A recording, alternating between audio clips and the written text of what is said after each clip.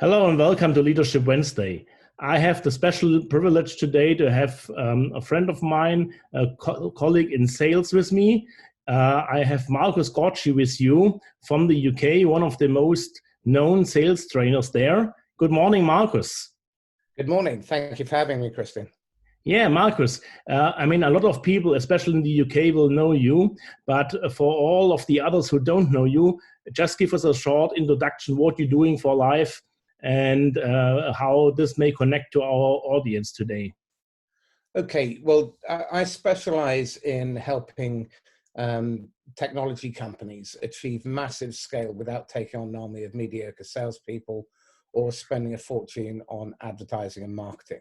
So I focus on hypergrowth and in particular, developing channels, so partnership sales. Over the years, I've realized that where problems occur is where there's a lack of vision at the top. And if you don't address that, no amount of impact on sales training is really going to have a long-lasting effect. So I've been doing that for 17 years now. Mm. And so you mentioned just in your introduction, when there's no vision, there's no sales. So when you're coming into an organization, how do you starting to address this? Because this is the people who are hiring you, and so it could be pretty uncomfortable for them. Yeah. I specialize in uncomfortable conversations. So often you have to get permission, but very early in the conversation, you need to identify if the leader is the problem or certainly a cause of the problem. And very often they are, because either they don't understand sales, they don't value sales, they have a tendency to treat sales as if it's different to any other department. The reality is, if a finance department was run as shambolically as sales was, they'd go out of business in a month. The whole idea that, last year, only 13% of sales teams worldwide hit quota. Wow. Only 44% of individual sales reps hit quota. Now, if you had a finance department, and only in 13% of cases they actually hit their objectives, how disastrous would our economies be? So we need to look at the right end of the problem. And too often, what they're focused on is managing the numbers. You cannot manage the numbers. By the time the revenue figures are in, you've already hit the iceberg and you're at the bottom of the Atlantic. You need to focus on the right end of the problem, which is managing the inputs, the behaviors. And the most important area from a leadership perspective is to develop a really strong middle management layer. And the sales managers are absolutely critical, but they only receive 5% of the global training budget. Only 6%. We did a research study last year, a global research study. Only 6% of sales managers are qualified to be in the job, because the typical route to becoming a sales manager is you are a top performer. They tap you on the shoulder and say, Christian, congratulations, you're a manager now. Now, they're a completely different skill set. So it's an act of craziness, because sales business leaders don't really understand what it takes to run an effective sales team very often. Many of them will have come through direct sales, but the ones who get to the top very often, and again, forgive me if I'm offending you, are the ones who play the political game best. And they know how to climb the greasy pole. And they're the ones who are most forceful. Now, I'm not saying that's the case in every instance, but it is very common. And you see pockets of just genius. You've got people like Tom Castley or Tom Shodorf in companies like Splunk and Outreach. And you look at them and you look at the rest and you think there is no similarity between them, because they are systematic, they're structured, they have a vision, a mission, a plan. They understand the kind of people that they're going to need in 6, 12, 18, 24 months. And they set budgets aside for that.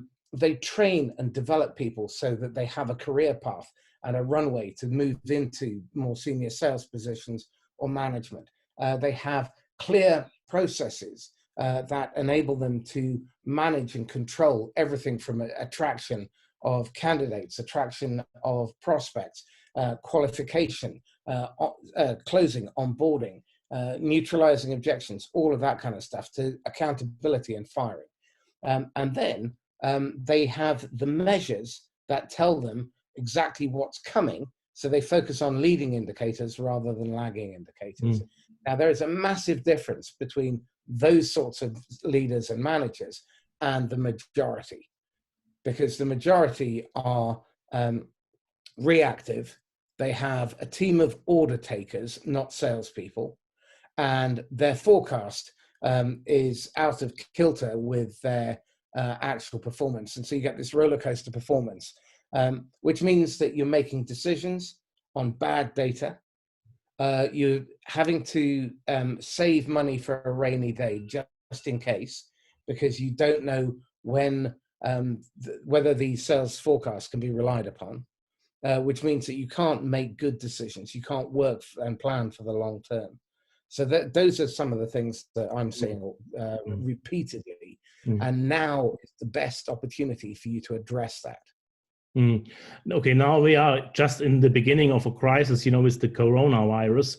Do you see, that there's something different in this crisis compared to probably a declining economy? What was probably the case just before the crisis? How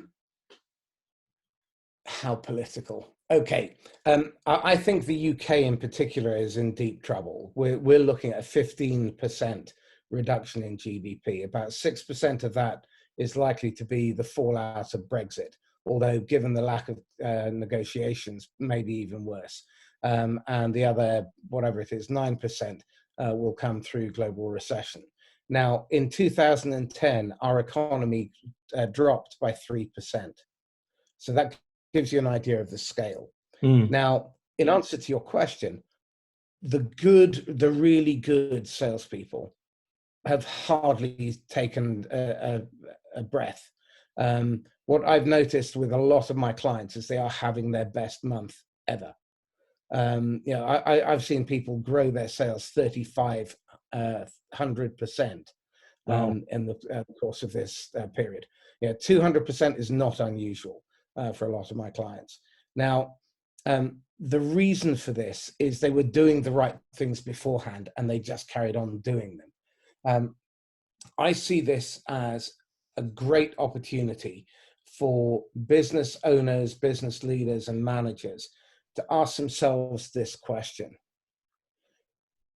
If we were going into 2021, is there anybody on my sales team I wouldn't want with me then? Okay? Because if there is, why are they still with you now? You have a perfect opportunity, certainly in the UK, to furlough those people and get rid of the dead wood. Clear out the salespeople who are inconsistent, unless they are young and malleable and can be trained. Okay, but the fossils who've been in your sales team and you couldn't quite get rid of them, now you have the perfect excuse without feeling bad about yourself. And focus your attention on your A players. Focus your attention on developing your good B+ players. And above all, focus your attention on developing your managers to be great managers. Managers have 4 functions. Hire the best people. Get the best out of them. Make sure they have the tools and resources they need to do their best work every day. So that means onboarding properly, training properly, coaching properly, tools like Gong or Refract, a good CRM like Membrane that will help you to really perform. And the 4th is to make sure that you help them clear the roadblocks and protect them from acts of idiocy from your senior management, because those occur a lot. Now, we've seen indiscriminate cost cutting. We have to save 30%. Every department has to save 30%. Well, actually, one of the ways that you can save a lot of money and then reinvest it wisely is to cut out a lot of your direct sales force who are just taking orders. They're not very good at it either. And really focus this time on developing excellent channel partners, because your channel partners in the new normal, chances are social distancing will still be part of the post-lockdown era, which means that we're probably not going to want to be stuck in an aluminium tube breathing in other people's viruses. It's more difficult. It will be more difficult to get people on the ground locally. So your partners, I think, are your best option. But before you embark on a partner program, you have to look in the mirror and ask yourself this question: are we a good partner? And very few people are. Very few organizations are. What they have a tendency to do is believe that you should recruit a land army. Actually, what you need is a special forces unit. It's those A-player partners.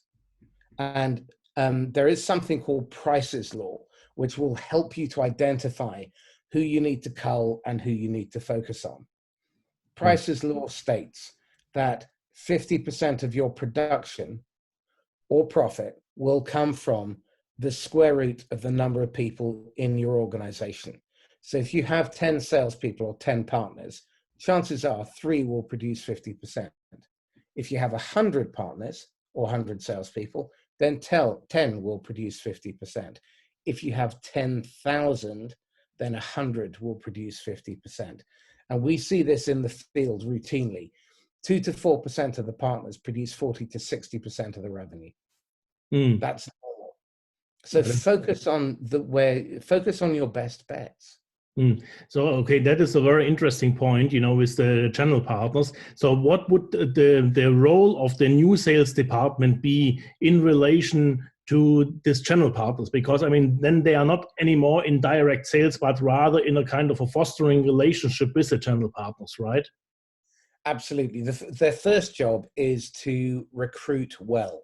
Yeah. So before you put a ring on their finger, make sure that you've got a really clear understanding of what a great partner looks like.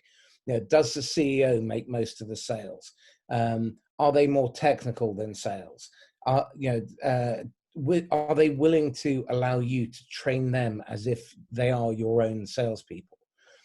Because a channel manager's job, 50 to 70% of their time is to be training and developing and coaching and planning and mentoring and deal midwifing with their partners. A channel manager actually is closer in profile to a general manager than they are to a sales manager. Yes. And a channel chief is closer to a chief executive than they are to a VP of sales. And channel is without question the toughest sales job there is, bar none. The others, they're tough, but a channel management role, the only currency you have are influence and trust. Now, that's very different from being able to hire and fire. And you really have to invest up front. So when you're taking on a new partner, my recommendation is 120-day onboarding process for every person who's going to be involved with the partnership on the partner side. And the channel manager needs to take them through that onboarding process. Every day there needs to be something. What do they need to know? By when do they need to know it? Where can they find it? And how will you measure it? And also red flag indicators to make sure that you're addressing problems up front. And this is really key. You as the vendor need to have a clear upfront agreement with the management of the partners as to how you will communicate, a cadence of regular accountability, that if there is a problem, you can escalate. And also, you need to agree up front who keeps the kids in the event of a divorce. You need to have this upfront agreement. And one thing a really good friend of mine, Zach Seltz, does is when he goes into a country, he gives exclusivity to a potential partner for 30 days or 90 days and says something along the lines of, look, we're not going to speak to any other distributor for the next 90 days. Now, in that time, you need to do A, B, C, D, and E. If you do that, then while we're getting the contract sorted, then that will supersede this letter of intent, but we will give you exclusivity. If you don't, then we retain the right to speak to other distribution, and we only want one partner in the region. So basically, they have 90 days to ship up or ship out. And you need to be ready to implement consequence in a partnership, both ways. There needs to be mutual accountability. There needs to be mutual purpose, mutual trust. And that only comes by being strong, by being firm and clear up front, because ambiguity at the top leads to politics and mismatched expectations at the bottom. And clarity is king here. When you are working in the channel, you need to be absolutely clear about what's expected on both sides, how things will be measured, deadlines, work standards, all that kind of stuff. And if you aren't clear about that, then you have no one to blame but yourself. Wow, fantastic advice, Marcus. Thank you so much. So now in closing, this is your chance to do your sales pitch, how you can help organizations or people who are maybe interested in improving their sales. Okay. Well, first of all, let me give a quick plug for my book, Making Channel Sales Work. It's essentially a blueprint on how to build a channel. Now, when I'm helping companies, what I help them to do is identify where they want to go, why they want to get there, how they're going to get there, and work with the business owner or the CEO and their leadership team in order to understand the what, the why, and the how, and help them get that vision in order to answer three critical questions. How big do you want to get? How soon do you want to get there? And how committed are you to achieving it? Now, this is done through a variety of approaches. It can be consultancy, training, strategy and planning. It can be coaching, consultancy, any number of different ways. What we do is we sit down and we work out what you're trying to achieve. Off the back of that, then we create a plan. Then we create a framework for you to achieve that growth, so that when you start to hit that exponential growth curve, you already have plans and budgets in place so that you don't end up suffering from the hangover effect. Because what we see when companies grow without this is they grow very fast, and then recruitment is falling behind, marketing falls behind, operations falls behind. And so you start to compromise. And the minute you start to compromise, then you start to fall off a cliff. So we prevent that from happening. But I warn you now, working with me is rarely a pleasant experience. No one comes to me for hugs or cuddles. They come to me because they're serious as a heart attack about creating predictable, sustainable hypergrowth. And that can be very uncomfortable. It means that you have to be ready to have knockdown fights internally. And we can disagree. But I promise you one thing, I will never, ever lie to you. I will always tell you the truth, even when you don't want to hear it. And a lot of people don't want to hear the truth. Thank you very much, Marcus. That was tremendous insight. What would be the best possibility for people to contact you through, maybe through LinkedIn, or what is the best way to reach you? Either LinkedIn or email me at mcauchi@sandler.com, mcauchi@sandler.com. And the other thing that you can do, if you're interested in what I have to say and these kind of topics, then I run two podcasts. So one is the Inquisitor podcast, which you can get at marcuscauchi.podbean.com, or the Scale Ups and Hypergrowth podcast Scale Ups and Hypergrowth.podbean.com. And I've got over 100 interviews with some of the best people in sales thought leadership, leaders of fast scale up businesses. So Tom Schodorf from Splunk, Drew D'Agostino from Crystal, Tom Castley from Outreach, Max Altschuler from Sales Hacker. And I've just got a raft of brilliant people on there. So have a listen to that. If you've got questions, get in touch. Thank you very much, Marcus. Very helpful. And make sure that you connect with Marcus and watch and listen to his content. I will be back next week with my series. Thank you. Thank you very much.